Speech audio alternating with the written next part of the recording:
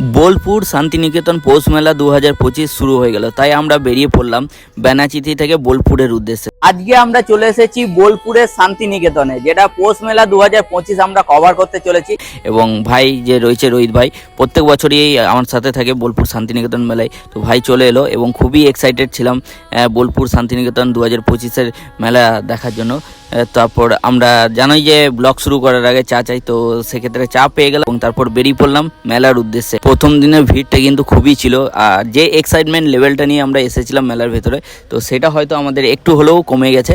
মেলার মেন গেটে ঢোকার পথে রবি ঠাকুরের খুব সুন্দর সুন্দর জিনিসগুলো ছিল, যেগুলো আমরা দেখলাম। ভিতরে অলরেডি এন্ট্রি করে গেলাম, আর স্পেশালি এতটা ভিড় রয়েছে প্রথম দিনেই, তোমরা দেখতে পাচ্ছ প্রচুর মানুষের ভিড় অলরেডি হয়ে আছে। দেখো জাস্ট সেই লেভেলের ভিড় হয়ে গেছে অলরেডি। তো জাস্ট অপূর্ব সুন্দর লাগছে প্রত্যেকটা পার্ট তোমাদেরকে দেখিনি। তো পৌষ মেলা স্পেশালি পিঠে পুলি থাকবে না এটা তো হতেই পারে না, তো পিঠের ভ্যারাইটি এখানে আমরা দেখতে পেয়ে যাচ্ছি ঢুকে পড়ে। খুব সুন্দর লাগছে যে প্রত্যেকটা জিনিস কিন্তু এখানে রয়েছে।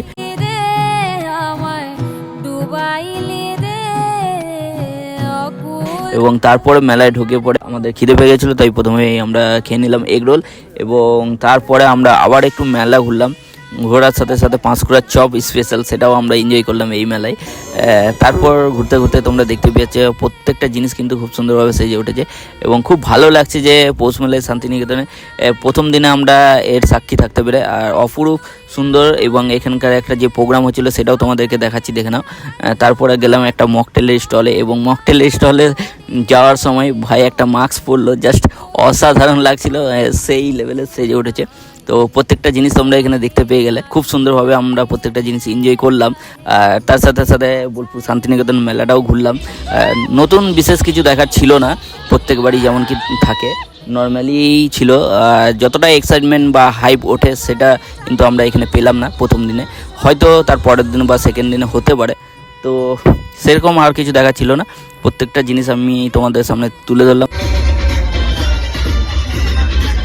তারপর আমরা শেষে তোমরা দেখতে পাচ্ছ যে এখানে নাগরদোলার একটু ভিউ দেখে নাগরদোলা চাপার ইচ্ছা ছিল, বাট সময়ের কারণে আমরা নাগরদোলায় চাপতে পারলাম না, সেই আশা নিয়ে আমাদেরকে ফিরতে হলো।